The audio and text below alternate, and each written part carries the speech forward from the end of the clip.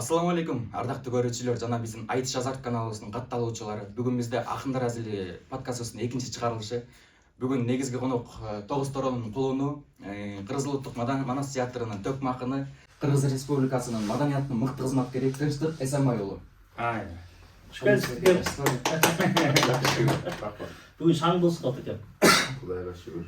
Кандайсыз? Денсаулык жакшымы? Жакшы. Силер сурагандан бери 5 төмөр суроо эле. Күндө сурап туруш керек экен. Күндө сурап тургула да. Мен кечинде.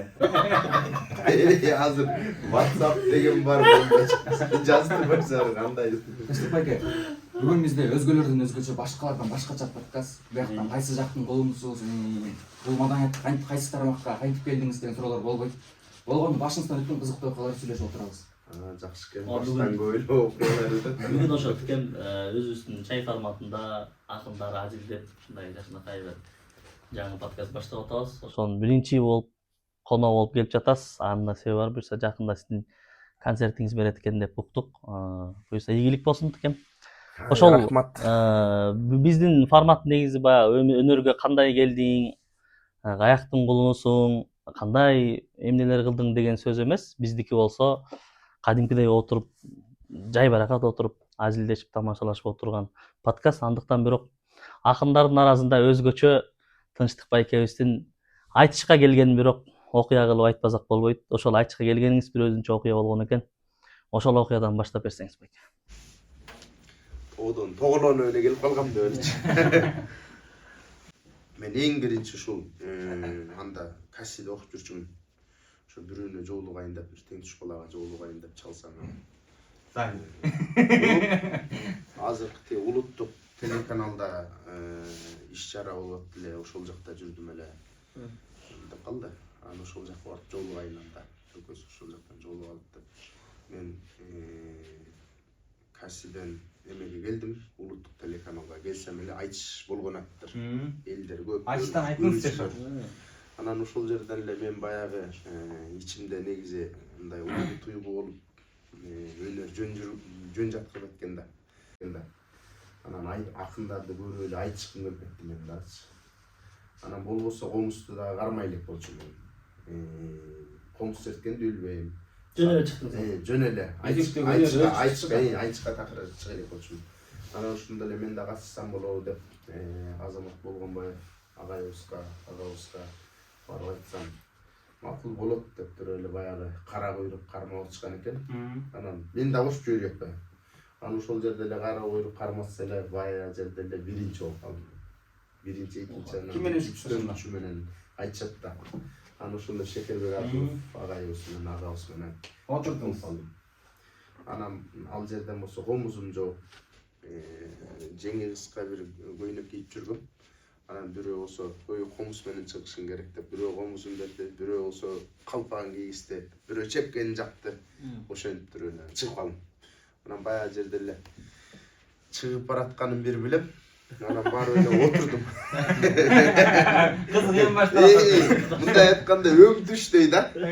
Анан баягы жерде эле элдин алдына чыгып эле сахнага чыгып эле отурсам эле бирөө калпагыңды оңо деп калды. Элдин арасында элечи. Калтырышты бир топчу. Анан көрсө башыма бирөө, ой мына сонун чак келди деп эле бирөөнү алып эсимде жок.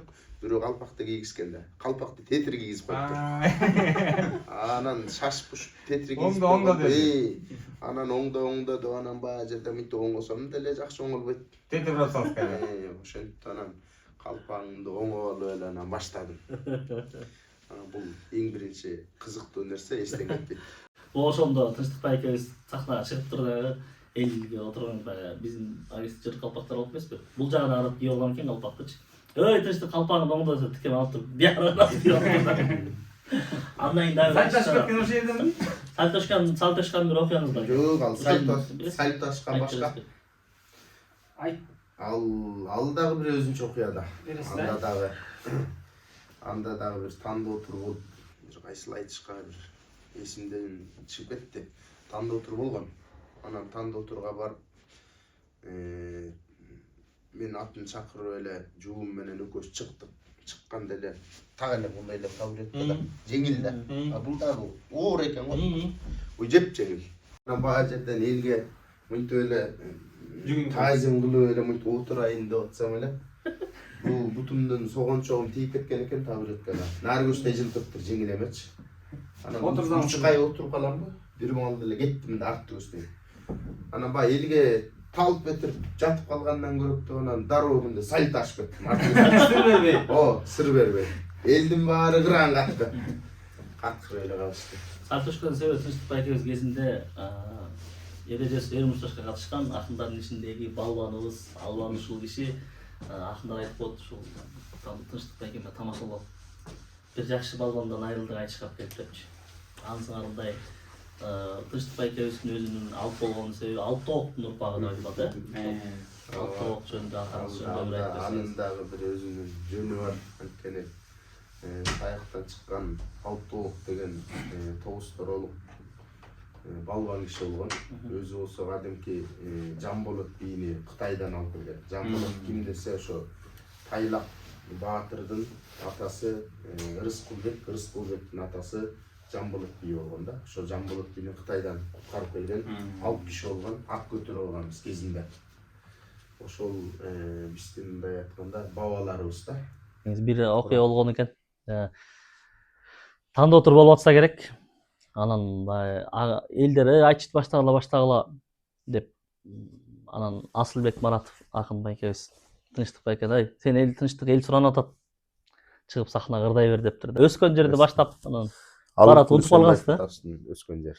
Тынчтыкбай экен өскөн жерде ырдап барат унутуп калган. Унутуп калдым, биягын төгүп ырдай берейин деп бир топто төгүп туруп, эстедим деп Кайрыланып кетет. жалгаштырып кеткен экенсиз. Кенеген сапат бар да.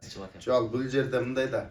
Негизи пенде инсан деген өзү баягы кыргызча мааниси унутчак дегенди билдирет экен да. Анан биз кээде жаттап алып эле ырдап жүргөн эмебизди бир кайталабай койсок, ортодон ырдабай койсок, кадимкидей унутуп калат экен да.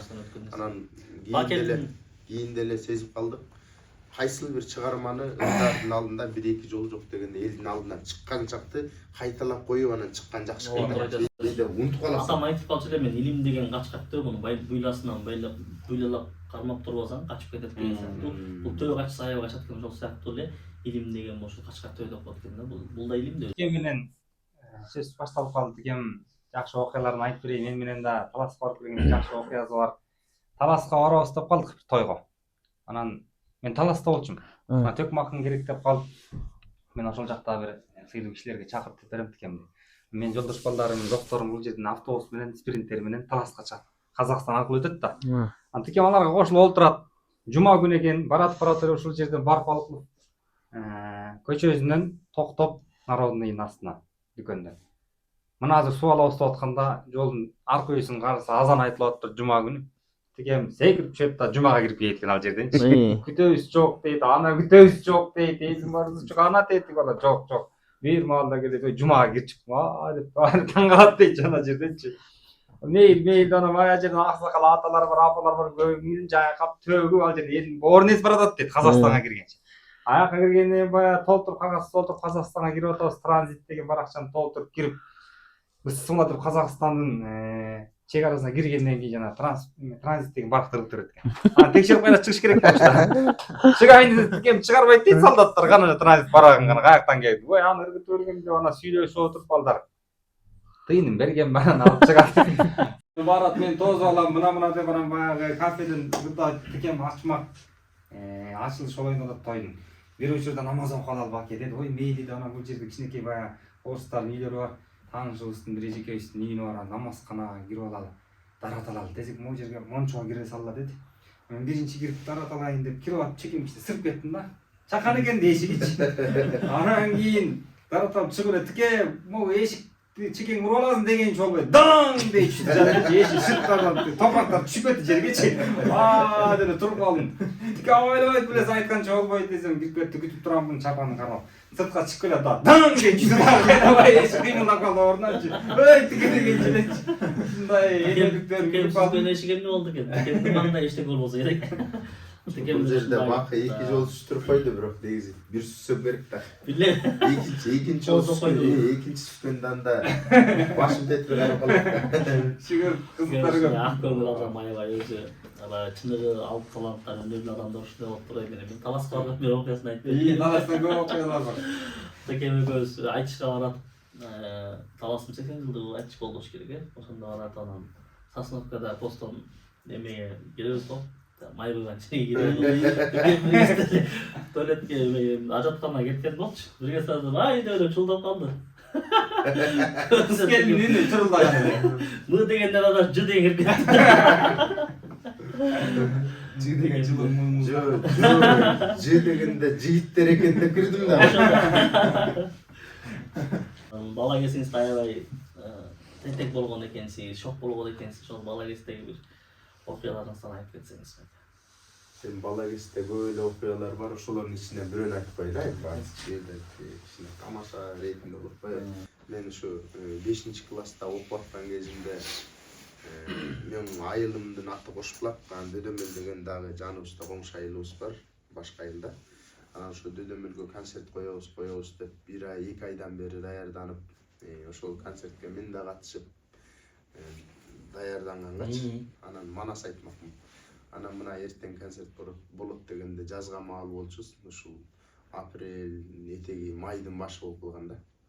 Анан ошондо атам болсо эртең концертке барам деп камынып атсам эле атам эй концертти койгула эртең менен жер айдайбыз деп эле анда ат соку менен айдачубуз. Картошка айдай турган жерлердечи. Анан ошондо эртең менен мени жибербей койду. Эртең менен таң атпай мектептен окуучуларым, мугалимдер бүт ээрчип алып кетип атышат. Менин көзүм жылтылдап бир жагынан кыжаалат болуп атам. Анан мен ти класс жетекчим Кубан деген агай бар эле, жаш эле, кийин каза болуп калды байкуш. Ошол келсе үйгө келип сурады да, ой балаңарды бергиле тынчтык барып келсин десе. Ой силердин концертиңерди ой биякта иш болуп атканда каяктагы концерт? Жер айдаш керек. Жер айдаш керек. Жер айдайт деп эле кыйкырып койду атам. Ошентип койсо анан Бала кезиңизде жерге жакын байкуш Кубан агайым да кетти анан. Анан бир маалда тигилердин баары кетти. Биз болсо эмеге кеттик баягы аңыскачы, картошка айдай турган жерге. Ал жерге барып соко менен жерди чийип атабыз. Чийип атсак эле нар жактан Шамалбек деген бир бизге байке болуп калат, эми классташ баламдын досу. Эми агасы бир тууган. Жайлыбек классташым, Жайлыбек деген агасы Шамалбек деген агабыз келип калды. Иним экөөбүз сокону чийип аттык эле, жерди чийип аттык эле соко менен. Баягы жер чийилгенде, жер оңкорулганда жердин үстүндө баягы жердин алдында жаткан курт кумурскалар чыгат да, сөйүл жылан чыгат, чакан чыгат, ошонун баары чыгат да, жердин тарамыш, чөптүн тарамыштарына жабышып. Анан бир маалы карга кузгун баары тең ошолорго келип конуп аткан. Анан тиги эме Шамалбек келип калды, кайдан жайдан эле. Шамалбек ата. Шамалбек агабыз келип калды дагы, анан шамалдай сызып келип калды алдары. Жерди отасаң шамал. Анан келип калды эле бир маалда эле килейген чака урттарды эле мындай жанат. Билесиңер, мындай эле мен бармагым көрдүм. Ушундай эле килейген чака урттар жатат. Анан бир маалда эле кичине тамаша көйлөтү Шамалбек агабыздан тамашалашып атканбыз. Бир маалда эле ой Шакурат сен тиги могу курт кумурскалардан сөйүл жылан жеп жүрөсүңбү, жеп көрбөйсүңбү деп эле тамашалап ушинтип атканбыз. Бир маалда эле ал айтып болот, могу чака уртты жей аласыңбы депчи. Анан деген оюма дароо эме келип кетти да. Ошол жерден туруп Дөдөмөлгө барышты каалап атам да концерткечи. Ал түштөн кийин башталмак, саат 1-2-лерде башталмак. Ал кезде саат ушу 9-10 эле болчу эртең мененкиси. Жаңы эле кетишкен да бара тургандар. Анан мен болсо давай мелдешели дедим. Жей аласыңбы дегенде эле мелдешелиби деп Жесең концерт барам, жей албасам барам дедиңиз. Анан мелдешелиби десем, о деди. Анан тиги неге мелдешесиң деди. Сен эгер жесең дейт да. Сен жей турган болсоң, не кылайын деди да. Анан мен айттым, эгерде мен жей албай кала турган болсом, сага 500 сом жакшы эле акча болчу агыстылычы. 500 сом берейин. Эгерде мен жей албай калсам, эгерде мен ушуну жеп кете турган болсом, мен ордума ушул жерди иним менен жардам берип айдашасың. Мен болсо тиги дөдөмөлгө концертке кетем. Кечке ошол жакта болом деп туруп анан давай деп туруп экөөбүз кол алыштык. Анан кол алыштык эле анан баягы ичте каалоо ушундай болуп да концертке барыш керек. Анан бир маалда килейген өзү мындай тандап келди. Тура жердин үстүндө баягы Канча жериңиз бар? чакабыттар көп да. Жö бирди эле жешим керек да. Анан ошону эң чоңун алып келди. Менен мондай эле андай килейип башында кызыл болуп көрүнөт. Татты көргөндөр. Аны бол ичиндеги эмелерди сыкпай жеш керек. Анан бир маалда Шамалбек жапчак маңдайып турат. Анан бергенде эле мойтуп оозума салып эле оозду ачып эле чайнаганда баягы эмес чачырады баягы ичиндегилерчи. ичагарым болуп чачыра берди. Шамалбек браттын да бетине чачырап кетти окшойт. Анан ошол бойдон жүтүш керек эле чайнап туруп жутуйдун көздү жумуп туруп элечи. Култ эле кирип кетти. Анан ошентип анан кускан жокмун. Куссаң эгер кузу ийсең жута албай калап турган болсоң жарабай калмак да. Анан көздү жумуп туруп эле жутуйдун топурак сопурагы менен. Анан ошентип туруп анан немеге кетпедим. Бул деген эми бул Тынчтык байкебиздин өнөргө деген адалдыгы, баягы өнөргө деген ушинтип жүрүп сиздин айтышка кызыкканыңыз ошол кезден башталган турбайбы? Тынчтык байкебиздин ушундай адалдыгы жөнүндө бир окуя айтып берейин. Тынчтык байке бир жолугусунда мен бошобой калдым, аке ушундай бир жерге тойго ырдап берип койчу деди. Макул деп барып ырдадым. Тойго барып чыксам анан Тынчтык байке айткан акчадан мага көп акча берип салды да байкечи. Апчу рахмат эле берди анан. Кысам бир 8-9 миңдей акча ашык экен да. Тынчтык байкеге чалдым. Байке ушунча сүйлөшкөн экенсиз. Мынча берди десем, жок, сен аны алып барып өзүнө берип салышың керек. Айттым да, же ушинтип сүйлөштүңүз беле десем, жок, мен антип сүйлөшкөн жокмун. Сага ашык берип коюптур, барып алып барып берип кой деди да, мага бирөө акча аябай керек болуп аткан бир ошондо дагы. Тынчтык байкем айткан сөзү үчүн кайра барып ошол байкени чакырып 8 миң сом ашык акчаны колуна берип байке ушундай күттүм, бирок Ошону өзү билет бекен ошо байке. Билбейт деле болуш керек. Деп кайра ошол акчасын мен да кайтарып бергем. Бул жерде Тынчтык байкебиздин ушундай бир адалдыгы, өнөргө деген жакшы жактарын айтты го ошентип. Баягы бери тикем жөнүндө көп сөз болгон. Сиз жөнүндө ичте сөз кеп коюп Айтыңызчы. Макем менен да тойго барабыз экөөбүз. Көп тойго чыгып жүрдүк. Үй тойлорго ата апалар экөөбүз абдан көп чакырып жүрдү. Бир күнү Ысык көл тарапта бир байкелер, эжекелер чакырып шерип алып абдан жакшы ырдадык. Манас айттык, күйдөр чертилди, ырлар. Анан экөөбүз Ысык жак көйнөк менен барганбыз. Абдан баягы жакшы ырдасаң пенсиясын бөлүп беребиз, акча кыстырып коюп барбы бизде. Жакшы келдик, экөөбүз акчабызды тең бөлүшүп алдык. Кечинде келип 1,5-2 жыл жатсам макем чалат. Макем кычалат болсо, эмне болду? Жана экөөбүз акча кыстырып аткан чөнтөгүмө 1,5-2 миң сом кирип кетти. Билбей калдым. Ошону сизге өрбөсөм мен уктай албай атам дейт. Койчу, мен жөн өзүм болбой. Ошону которуп анан уктады эле да, анысыңан өзүндө да бар. Айтырман ушундай адамдар бириктирип коет. Кем болсоң, кем болбойсуң дейт ошо керем жүрөлү. Аны эми биздин дөөлөт илибиз болсо ошол өзүбүздүн даттап келаткан шакиртибиз дагы жакында айтышка чыгат деген ниетибиз бар. Бул болсо ошол элден келген, биздин каналга салган ошондой өзүбүздүн баракчабызга салган кызыктуу окуяларды элге жайылтып айтып берет. Ошондуктан сен элден келген бир окуяны айтып берсең. Элден келген эмес, азыр мен өзүмдүн окуям эсиме түштү. Тынчтык байке концерт десе, мен 102-нчи мектепте окугам, 8-нчи класс кезиме эле концертке чыгасың деп калды. Менчи алып баруучу болчумун. Анан алып баруучу болуп даярданып жүрсөм эле, сөздөрүн даярдап жүрсөм, анан кыргыз адабиятынан эжеги бар эле. Келди дөөлөтсөм манас айтышың керек, манас айткан киши жок болуп калды деди. А мен манас айтканда мен уже 2-3 концертке чыгып салгам, бирим манастын, манастын балачагын айтчумун да. Ушул текстти билем эже десем, башканы тапчы деди. Башканы тапчы болгондо жаттай албайм да ушул эмеде десем, эптеп берет, жаттап келатканың барбы деди. Көкөтайдын ашын жаттап келатам деди. Десем ошону айта бер деди. Неме деди.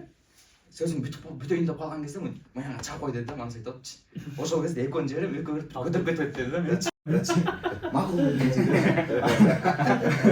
Концертке чыгып отурдум мен, жерге шыма салып коюшкан. Башталганда чакырып жүрсүң. Бийик туруп эле. Анан отурдум, баштап бердим. Баштап бердим бери.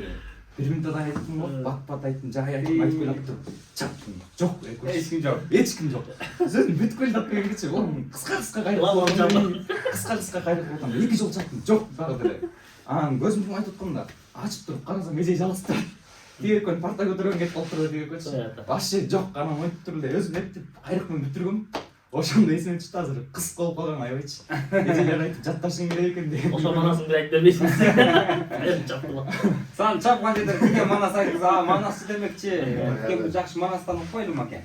Bir sağ Манас Акылды анадыр айталар. Бирөө азыр баягы бул мектептеги бала кез болуп атпайбы?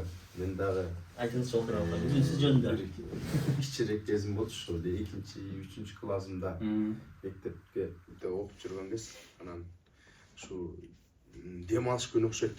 Дем алыш күнү классташ балдарымдан эки-үчөө ушу дем алыш күнү бизде жалгыз арча деп коет.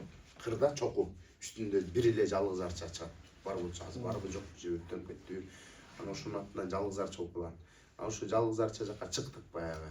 3-4 класспыз. Классташ балдар 3-4өбүз чыктык. Барсак жаздын күнү. Анан таштардын арасынан баягы ойнойсуң да, таштын үстүнө чыгып алдына кирип ойнойсуң. Ошентип отуруп кекиликтин жумурткаларын таап алдык.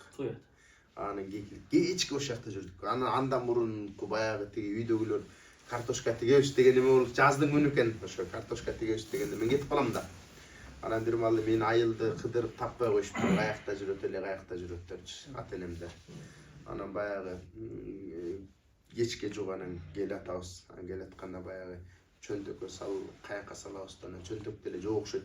Ошо 10 чакты жумуртканы ишил 4 бала бөлүшүп алган жумурткалар. Анан мен өзүмдөгү жумуртканы баягы жок, топума салгам дагы, мындай топуга салып, анан акырын кийип алгам да. Топуну башкачы. Жумурткалар топ эмеде башта. Анан бир маалда эле үйгө келсем, каякта жүрөсүң эле, каякта жүрөсүң. Анан жана желим эме бар го, таштек түйү мындай томпой бар. Анан баягы атам да урушуп калды, апам да урушуп калды, каякта жүрөсүң деп туруп эле. Апам желим таштек менен башка чай үйөт коюп. Чай үйгөндө. Элестетип. Анан мен деле ошо мынтип эме жөн эле өлүм ишетип жатып калсам болмок экен да. Чай үйгөндө эле баягы жумуртка жарылат да, башка тийгенде анан теле маяктан бери эле тиги сапсар агып баштады. Агып баштады да. Агып баштап эле жүрөктөр чук болбоду. Не болуп кетти депчи. Сиз учпай эле турасыз. Мен кайра качам да. Качып баягы таштекке чапканда мынтип качтым, качканда эле моякты бетип ошондон бери эле агып түштү бир маал. Жатсаңыз болмок ошол эле. Апабыз не чыкпаса керек, Жүрөктөр чук калды иштөрүн. Мына дайыр окуя. Окуяларды айтып берейин. Айтыңыз. Бир жолу ошо Касканлыктан тоодо чоңойдум да, чоң атамдар менен чогуу жүрүп анан капкандар, кичинекей суур капкан, ашбулак капкандарды салып тоого анан суур ашбулактарды укуш алчумун өзүмчү. Анан ошол суурлар болсо, ал кезде болсо жана бизде Ойтала деген Бишкек менен казарманын ортосунда таксилер каттаганда суурдун этин эч ким деле алчу эмес, бирок кашкулактыкын укмуш алчу да. Кашкулактын майы керек деп алчу, кээ териси керек деп алчу, кээ бирлери этин да жегендер болчу. Анан суур десең эч ким албайт. Мен чоң суурларды баягы кашкулактын терисинин жанына коюп туруп кашкулактын терисин, кашкулактын эти деп туруп анан сатып ичүмүн да. Ойталага барып калыпчы. Анан ошентип жүргөн кезде бирөөлөр айтып калды да. Негиздеги мал сойгондо да адалдап союш керек. Бисмиллахиррахманиррахим деп союш керек. Болбосо адал болбой калат. Кудайдын атын атап туруп союш керек деп угуп калдым. Кичинекей боласың. Анан ошондон кийин уккандан кийин суурлардын мурдун башын жанчы эле өлтүрүп салчу. Өлтүрбөй эле суурларды тиги үйгө түйүр алып келип туруп, башын байлап туруп анан муустап бисмиллахиррахманиррахим деп адалдап союп алган. Суур сойгондочу. Адалдап союп баштаган. Анан кашкулактарды болсо алып келиш кыйын эле, кашкулактарды чала жан кылып алып келип туруп анан муустай баштадым да. Бисмиллахиррахманиррахим. Башкача эмелер менен өткөн экен. Анда сиздин Ахмат акебиз менен болгон бир окуяңыз бар экен. Ошону өзүңүздүн оозуңуздан бир уксак. Ахмат акемден деп колуңуз чыгып алган экенсиз. Анан Ахмат жөн сүйлөчү эмес. Тийишип элечи. Тийишип сүйлөчү. Анан бир маалда эле мен тиги биздин комнатта бир жакшы тамак жасаган бир эме болчу, кастрюль бар болчу да. Анан ушул табакчы мындай айтканда, тамак бышырган. Анан ошонусу Ахмат сурап кетип бышырып турчу тамак. Анан биз бир маалда эле сабактан жан келип, курсагым ачкан, анан кастрюльдү алып келип картошка болуп жейин деп Ахматтардын комнатасына барсам, Турат менен Ахмат отуруптур, тамак жасашыптыр да. Ана каштырууң бош эмес. Тамак жөн сүйлөбөй, тамак тийиштүүлөп, тамагыңды келдиңби, тамактан жыт алып калсаң керек да депчи.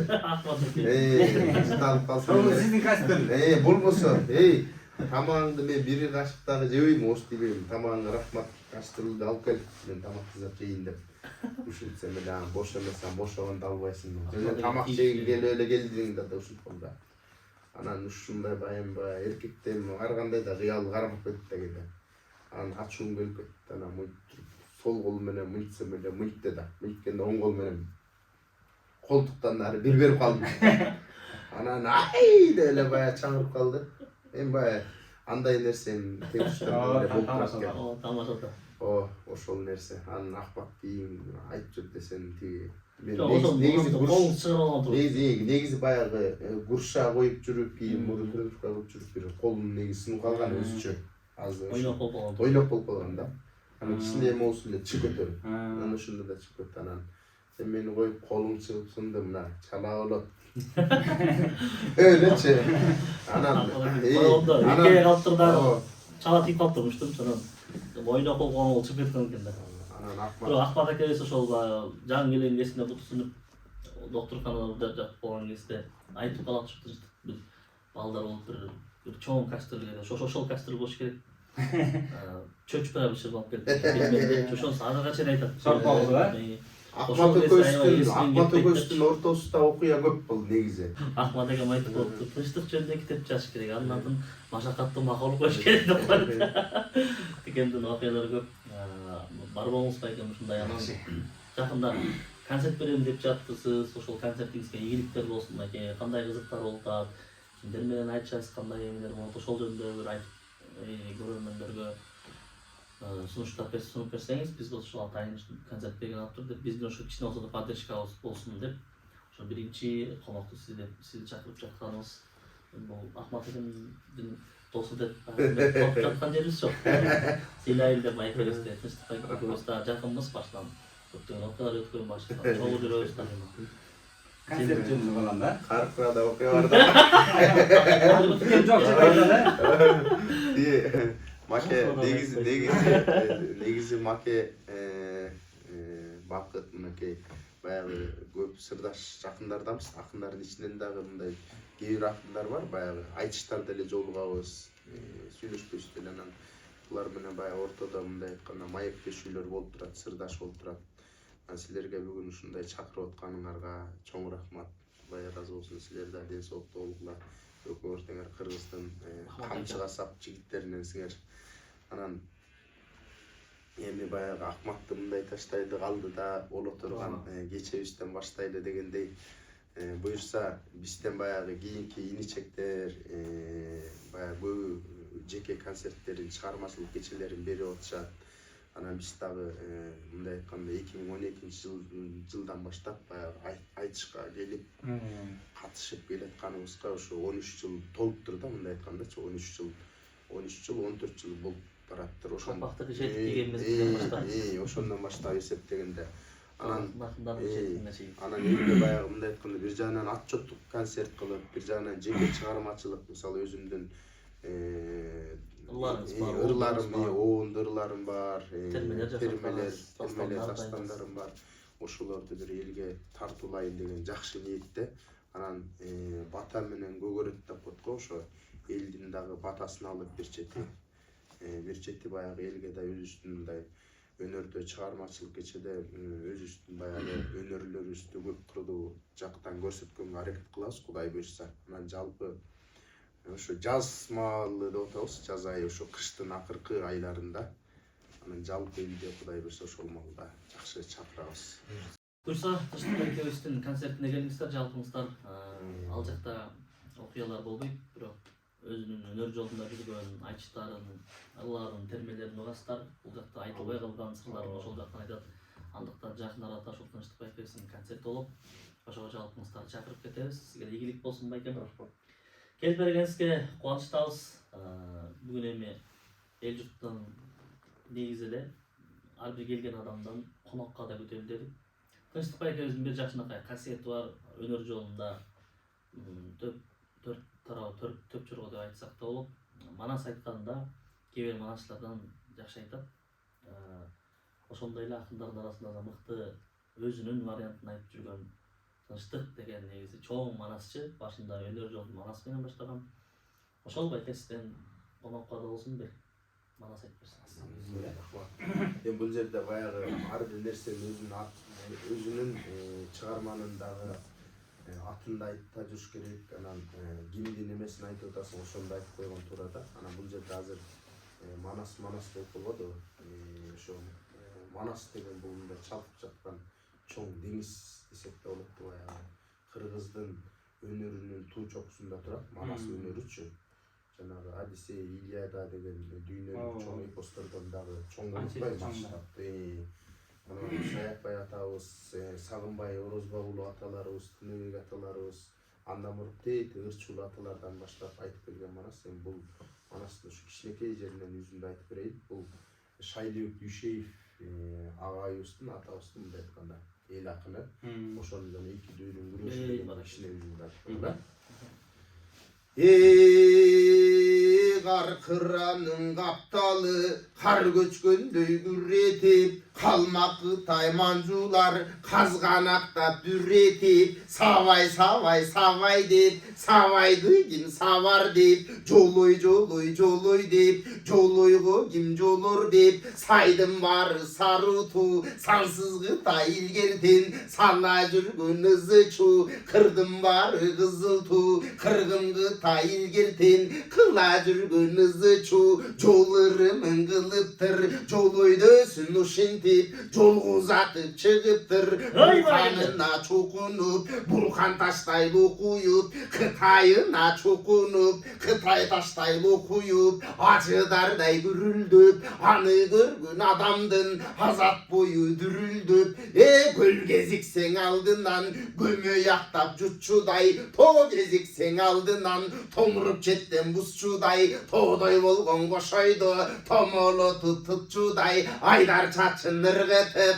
ayağın jerge mılgıtıp, tamekisi nırgıtıp, tamanın jerge mılgıtıp, karıgan kapbaş dep aytat, kalcıybay kalgın dep aytat, güdölü kırgız jurtunun güçlüsü sende can bele, güreşörü sağ okşop, güydön kalgan çal bele, bardı kırgız jurtunun balvanı sende can bele, balvandarı sağ okşop, basalbay kalgan çal bele, atanın görü jik kırgız, aranın arbı net kırgız, kuyörün manas uşintip, külünün gümüş ılgaybı, güldüktü jakkam çaldarın, güreşkö tüştep kıynayбы, joksun algan jik kırgız, jomuğun arbı net kırgız, jol borsun manas uşintip, jogota turgan çaldarın, joloy menen sıylaybı, görgülüktü sen bugün, göröyün dep kalıpsın, azır menden daroli, ölöyün dep kalıpsın, de uşintip küpüldöp, canı kalbay düpüldöp, oşondo demitip kana turdu düpüldöp.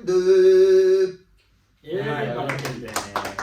Талантыңыз ташкындай берсин, Бүрса Тынчтык байкебиздин концертине келсеңиздер, манас угасыздар, айтыш угасыздар, терме угасыздар, Тынчтык байкебиздин өзүнүн коомдору бар, көчө патриоттук ырларды чыгарып жүрөбүз. Байке концертиңизге ийгилик болсун. Ошо концертте да баягы Кыргызга аттын кашкасындай таанымал болуп калган Изат Айдаров улуу эжелерибиз, Акмат Досунбаш болгон бир топ үзөңгүлөштөр да катышат. Ошого кош келиңиздер болсун. Элге өзүңүздүн бир кайрылууңузду жөнөтүп койсоңуз. Жалпы ала тоо жерибизде жакшылык болсун. Баардык адамзатына Алла Тааладан тынчтык каалайм. Дүйнөдө согуш болбосун. Бомбанын, автоматтын үнү жаңырбай, ак комуздун үнү жаңырсын, азандын үнү жаңырсын. Жалпы адамзаты саламатта болсун. Сиздердин да ушундай бири-бириңиздерге ийгилик каалайбыз. Элдин ичинде өнөрпоздор көп болуп, төрт тарабы төп болуп, ой кайсы жерден чыкты десе, кайран Кыргызстан чыгыптыр деген сөз болуп, жалындаган өрт болуп, жалпы элге көрк болуп, амандыкта бололу, эсендикте бололу. Чоң рахмат. Акбек, сиз коштошуп болуңуз эми. Урматтуу Айтыш Азарт каналынын көрөрмандары, сиздер менен коштошпойбуз. Кийинки Кудай кааласа берүүлөрүбүздө кайрадан көрүшкөнчө сак саламатта туруңуздар. ой пикирлер болсо, комментарийлер болсо калтыра кетиңиздер. Эл ичинде кенен жайылган, элге кеңири маалым болбогон окуялар болсо акындардын жаза кетиңиздер. Биз сиздерди күтөбүз. Ey barak. Бар.